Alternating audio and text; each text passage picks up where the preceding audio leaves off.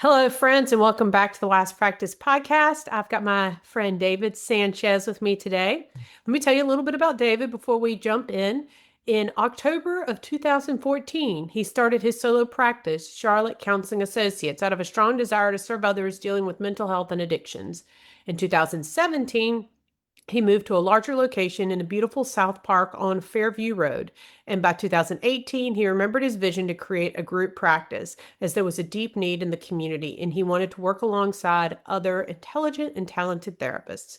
So, as of January 2026, David's grateful for 5 therapists practice, a payroll specialist, a care coordinator, and an office manager. He's planning to hire at least 2 more therapists in the coming year. CCA's mission is to help individuals, couples, and families heal, recover, and move forward from affairs, sex addiction, betrayal, trauma, and more in Charlotte, North Carolina, and the surrounding areas. The ultimate goal is not only to stop the acting out behaviors, but improve trust, connection, communication, vulnerability, empathy, and overall intimacy in the relationship and family system. David, thank you for coming on the show. Hey, Whitney. So grateful to be here. Thank you. Yeah, yeah. Well, today I really want to focus on this idea of creating a niched practice and Mhm. how that helps meet the needs in your community. And that's something I've always known about you is your niche within sex addiction. And I know addiction really extends beyond that. So can we kind of first go back to when did you first decide this was going to be your personal niche? Yes, that's a great question. And I will give you the Reader's Digest version. So basically, when I started my career, I was doing in-home family therapy, and it was amazing. I learned so much about being a good therapist.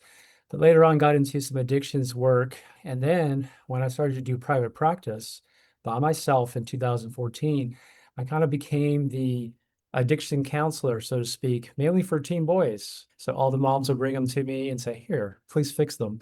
So I got my real fast education there.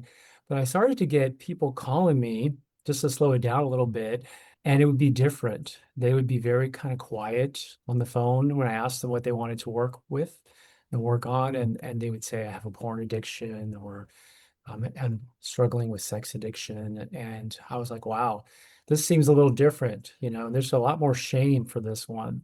So Yeah. kind of fast forwarding, I went and spoke to this colleague that was a certified sex addiction therapist, or CSAT, and he got trained by the International Institute of Trauma Addiction Professionals, or ITAP.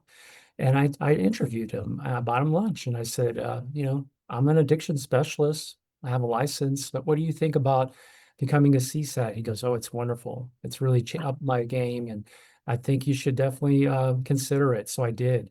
I went and did the training. It was 5 days in Florida, and it was like drinking from a fire hose. I was like, "Whoa, my gosh!" I realized how much I didn't know. So at first, I wasn't sure if I wanted to pursue this. I said, "This is a lot. This is the best training I've ever received. 40 hours from some of the best people and just really great therapists all around me." And then I decided one day, I'm going to go for the second training. So I did, and it really helped to talk about the partners that are betrayed, how Uh-huh. it really hurts the couples, Mhm. really kind of destroys the marriage here temporarily, and then Mhm. it hurts the family. And it's like, wow, the whole system. And I fell in love with this. I go, wow, this is more than just helping one person. This is helping the whole family. So after that, I'm like, I'm gonna do this. I'm committed. And I finished the last 2 modules. It took me about close to 2 years flying around the country. This was before COVID, pre-COVID. And I got to meet amazing people, people that I would never have been able to meet perhaps. And the rest is history. I decided this is my passion. This is what I want to work with, and I want associates to work alongside me because we got to help the whole system. Yeah. Oh, this is so interesting. So when you first started your private practice, it was not so niched and then became more niched over time. Is that right? That's correct. I was a generalist for sure. I took insurance, so I had all different types of variety, and it was great to get that mix. But I would say probably around 2017, I started to work primarily with sex addiction. Okay. Can you talk about that transition? How did your practice change through that? Are you glad you did? And I think the question a lot of people ask is, should I niche down or not? That's a great question. So let's slow that down because it depends. If you have a passion, and you might learn this in your master's program, or you may learn it in the first few years, of kind of your career. You might learn it in a training, maybe like in a podcast like this. Something will happen. It will open your eyes. I believe God will definitely make it obvious at some point that there's maybe something you really want to work with more. And so for me, since I was really working with lots of addictions, and I felt pretty comfortable with substance use disorders and things like that, this one again was something that was so different. And I had to sit down, and really kind of consider, this is a very, like I said, it's the one that most people do not want. No one wants a sex addiction or a porn addiction. Do I really have a passion to help these folks? And after kind of working with them for a while and just getting that supervision and training, I said I do. So to go back to your question, for me, I feel like it's a calling. It's hard for me to think of something else that I can do. And because of that, because of sex addiction, I've learned about trauma more, and I've learned about systems theory more. So I also kind of branch out to that. I can talk to you more about that later. We do a lot of trauma work as well because it's underneath the addiction a lot of times. Sure. Now, if you're the type of therapist that you don't want to just work on one thing, or you don't know what you want to work on, then I'd say be a generalist, but start to figure out what gives you the most energy, what gives you the most passion. Those are the things that I think if you go after those things, it doesn't feel so much like work. It feels like a joy to do that type of work, even though it can be challenging sometimes. Yeah. I love that answer and kind of taking it back a little bit and letting your passion, be your focus. So then you started hiring people. And can you talk a little bit about how did you know who to hire and keeping them within the niche? I mean, you still have a niche to practice, I understand. Yes, I do. I started to hire people in 2018. I moved to this suite that I'm in now, actually, that you're seeing me in. It's a 5 office suite here in a beautiful suburb called South Park, and that's in Charlotte, North Carolina. And I was working with another colleague. We were both renting this suite and trying to, either rent out some of these offices. Eventually, I said, I really want to start having associates. So I did in 2018. And what I would say is I was looking for people that were strong in addictions at the very least, and that wanted to get trained, in sex addiction. That's what I was really looking for. A little bit later, I started to realize again the need for trauma work. So anyone that had one of those two things or both, addictions and trauma experience, and wanted to get trained more, were the people I was looking for. I will tell you this, Whitney, I took a lot of time to, after the first couple of associates, I took a lot of time to slow things down just to let them know really what this was about. Working at a niche practices could be different than, a generalist practice. So most of our clients, I would say 85 to 90%, are porn or sex addiction, infidelity, betrayed trauma partners. I Yeah. mean, it's what mostly who calls us at 3 o'clock in the morning. So if the associate doesn't have a passion for this, or they're not like, yeah, I really want to learn about this. I really want to be trained. Yeah, I can see myself doing this for most of my clients after I really explain to them what it's like. Then that's not a person I think will do the best here. And that might not be a person I hire. So it takes a long time for me to hire someone because I'm really looking for those special people that have the passion to do this. Mhm.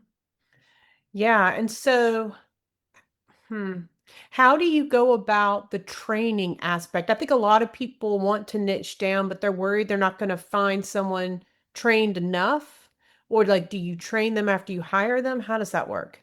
That's a great question. So I'm actually a certified sex addiction therapist supervisor. That Mhm. takes actually about 5 years after you become a certified sex addiction therapist, and you have to have supervision, a supervision license and training. So with that, I can actually supervise them, and part of that supervising is me training them, of course, right on the models that we use. And they do need to get training from ITAP, which I mentioned earlier. So Uh-huh. if they're going to work for me before they get hired, that's already a non-negotiable. We already know the date of when they're going to do that. I will pay for that first training, that first module. And before they say they're coming in and before they sign the paperwork, we're ready to kind of get ready to do that. So it's kind of a two things, me training them and also they're getting that professional training outside of what I can give them. Mhm. Great. So if people are listening right now and maybe they have a passion, something they want to do, they're thinking about niching either solo or group practice, what kind of advice would you have for them? So if they're thinking about niching, one of the things that in any business is really important is there a need? You got to look at your particular city and town, and ask, kind of do some Google searches. Now we can use AI. How many people, how many therapists are actually working with this specific modality, right? So that's one thing I did. And believe it or not, and there's about 1.5 million people in this city and surrounding. There's about 150 to 200 people coming here every day, which is amazing, right? But there's only about 25, 26 therapists that are actually certified as sex addiction therapists or in training for that. For with 1.5 million people, wow, that's a very small number. So I knew that being in a big city where there's so much competition, right? There's so many therapists, this was my passion. This was my training. I knew I was going to be able to really get clients to come see me, because I do a lot of marketing. But if I was doing something that was very general, like anxiety or depression, and that was my main specialty, I think it would have been a lot harder for me to really build my practice. So I think Uh-huh. what people need to do, they need to do the research. Is there a need? And if there isn't a need for that, or I should say, if there's too many people doing that, they're going to have to figure out how are they going to be different than the rest? How are they going to stand out? So that's going to be the marketing and consulting that they should receive. Yeah, I was curious about the marketing piece. Do you specifically market as a sex addiction practice? Do you ever market as anything else? What are your tips about marketing? Yeah, so I'll say it like this because people often ask me, wherever I go, the type of work I do, and I say, we do have a passion and a specialization working with that sex addiction, porn addiction, infidelity, and helping out the betrayed partner as well to feel safe. And then when the time comes to help them come together and heal and reconcile, if they do choose so, right? So, as far as marketing that's what our marketing is all about. It's on our website. It's very clear on our homepage that that is who we serve. That's our passion and specialization, right? And that's all in our social media marketing. That's all in our blogs. I've hired a professional SEO through some of your guidance and others as well. So they're helping us as well with the blogs, right, and Google. So yes, I think most people in this city know that I do this work, most therapists, because I'm constantly posting about it as well on therapist pages. They all know this is what I mainly do and what we mainly do. Yeah. Oh, this has been great. I mean, my biggest takeaway is that passion piece. If it's something that you love so much, you could not do it, right? I mean, David, you're getting your hands dirty in some of the most difficult clinical situations, you and Right. your team, but your passion is there. And so it's like God's empowering you to do it. Right, right. I don't shame clients, I don't Oh, sit yeah. there and wonder why would they do these things. I really am so curious. I kind of goes back to my grounding. Like I became a therapist really because of my mom. She was always so curious about people, and she took the time to get to know people. Someone was watching her and I learned that. So I'm always just so curious, like, wow, how did this person get to this place where, Yeah. there's so much chaos and crisis, they're in so much pain. Kind of that's where the trauma kind of lens comes in, like, what happened in their family of origin. So that's what helps me to do this work and to really support these folks is because I'm just curious about people that are in pain. I'm really, I really want to, if I can help them, I really want to do that. And if I can, I want to get them to a place where they can go to get that help. Yeah.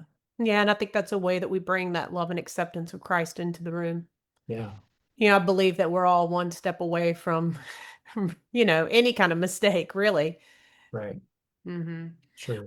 Well, let's talk a little bit about how we met and why don't you share a little bit about how you met me and then when you decided to start working with me? Sure, I'll be happy to. So, help me out with the dates if I get this incorrect. I think the first time I saw you, and I know the first time I saw you, I believe it was after the pandemic. I think it was 2021. Correct me if I'm wrong. It was another group mastermind that you were a part of with Allison Pigeon. And that's where I got to meet you. And, you kind of specialize in group practices and faith-based. And I was really impressed with you. You're very put together. You're very structured. A lot of the things that I struggled with. You're very organized, and I was like, oh, I like this. This is exactly what I need, you know. And a lot of you guys shared so many wonderful things, but the thing that kept on coming to me was, should I have this 1099 practice long term, or should I convert it to W-2? So I remember back then, I was even thinking about that back then, and we can talk about that later if need be. But then I kind of got out of that group mastermind and took a little break. I had thought actually about working with you. I had reached out to you and it didn't work out at that time. I needed some more time. But then, I felt like God calling me to do a group mastermind. And you want to know something, Whitney? And this is the absolute truth. I did research on group masterminds, literally. And they were either like had dates from like, a year ago, or they just weren't running anymore. Something was going on where I just couldn't really find a group mastermind. But I found yours. It was actually, I think, on the first page. And I said, "Oh, Whitney's there." And I was so excited. And so then I got in touch with you, and the rest is history. I decided to work with you in a small group mastermind with Wise Practice, and then became part, of the community, and got to know so many amazing, wonderful people that have supported me. So I'm so grateful that I guess I found you again. Yeah, well, I'm grateful as well. And we have several CSAT therapists around the country that are in Wise Practice, which is really cool. Oh, I don't know if you knew. Did you know that? I actually did not know that. Okay. I'll later when we're offline, I'll have to introduce you to them. But yeah, several. So that's really cool. Well, David, what would you say while you were in the mastermind group? Was it worth the investment? Did you grow your practice? Are you where you want to be? What was that like? Yes. What I would say is depending on what you're working on, and a lot of it had to do also kind of with me, where I was at, where was I emotionally, where was I as far as stress level, where was I spiritually, and I feel like that's what I loved about the mastermind. It wasn't just, business focus, but it was focused on, helping you feel like you're not alone, building that community, bringing in spirituality. We can't all do this by ourselves. We need something bigger than us. We need the group. So that was so helpful for me, just to be able to get help from all those different, sides. I would say that, the goals that I came up with, I was able to achieve. The biggest one was, really to change my whole, I guess, the way I did things as far as, kind of converting from a 1099 system to a W-2 system. So really changing the business model, so to speak. And, that really helped really with clarity. So things were really clear now. Things are written down in a employee handbook and policies and procedures. I feel more at ease. I feel so at peace, that I'm doing things, ethically. I'm doing things legally. I'm doing things according to my values, integrity, all of that's there now, right? The other thing was I didn't want all this additional money to be given just to for me. I wanted to grow the business. I wanted the business to continue to cease, even maybe after me. And the only way I was going to really do that was to get in touch of my numbers. I really needed to know my numbers and my profit and all those things. And I was able to, with your help, connect to people that helped me with my numbers. I was able to then start to make more of a profit. And with some of that profit, I want to bless the employees when they do good work, right? When Yeah. they're reaching guidelines. I even have these systems that you and others have shown with me that kind of helps me to see on a glance really quickly, are they reaching their numbers? And now I can, have conversations with them, and kind of partner with them on how to help them if they are struggling with reaching their numbers. And by the way, a lot of those people you and I talked about that weren't reaching their numbers, they're starting to reach their numbers now, or are reaching their numbers. It's great. So I would tell you, it was the best investment. It is going to kind of bring out your strengths, but also your weaknesses. But I think at the end, it's all worth it, because you're just going to become that much better, at not just being a therapist, but running the business. One more thing, and I'll add with that, is it's also going to teach you how to live a life that's healthy outside of your business, which is Mm, something that was really important. Is I didn't want my life to be just the business. So now that it's a lot more clear and more clear now, right? And it's going in a positive direction, it gives me more time to spend with my family, to have self-care, to do the things I love outside of the business. mm. Ah, that's so important. I mean, even on the intro to the podcast, it's like I say something about, it's about having the life you love, not just doing the work. So I'm really glad that you're experiencing that. So as we kind of start wrapping up here, I am talking about the Wise Practice, the membership community too. And so could you say maybe what's your favorite part about the Wise Practice membership community? It's very hard to tell you just one favorite part. So I might have to cheat and maybe give you two. Like I said, I think a lot of therapists, maybe even some group therapists, can relate to this. This could be a very isolating, a very lonely profession. It Hmm. doesn't matter if you have a group. If you're a group practice owner, a lot of times, you can't share all these things, with your staff, all of it, right? So, and maybe your spouse might say, you need to go get somebody else to talk to, right? You need someone else. So that whole thing of being with people that are like-minded, and especially in this case, have a strong faith like yours, is priceless. Yeah. Knowing that you're not alone, knowing that people can relate to you and that people can encourage you and support you, even give you like, insight and advice or resources. And one of the things I love that, that you do specifically is you're constantly having yourself or experts come in and train, do these trainings, like that are, in bite-sized chunks, 1 hour at a time on, topics that are relevant to us, and things that are going to help us with the business, right? So to be able to have all that support is priceless. If you don't have that, I feel like you're going to make more mistakes. You're probably going to be more stressed out and burnt out. And so now that I have that, I'm starting to feel like you said that my life feels a lot more full. And a big part of that is, the Wise Practice community, including, the summit, which last year was the first, year I went to, and now I can't wait to go to this year. Oh, yeah, me too. Me too. Well, I appreciate all your kind words, and it's the reason I do what I do. So, as we kind of close up here, if somebody's listening and they want to get in touch with you, maybe they have questions about niching down in their practice, what's the best way for them to get in touch with you? Excellent question. So what I would say is I do have a gatekeeper. She's amazing. She's my new client coordinator and admin. Her name is Heather, and she's very personal. You love her. I would give her a call at, let me give you the right number because we have two numbers here. I would call her at 980-224-3233, or you can email her at admin@charlottecounselors.com. But the easiest way is just to go to our website, www.charlottecounselors.com, and her information is right on the top, and you can reach out to her and she'll get back to you as soon as possible. Great. Well, David, this has been my pleasure. Thank you Yeah, so my much for. pleasure as well.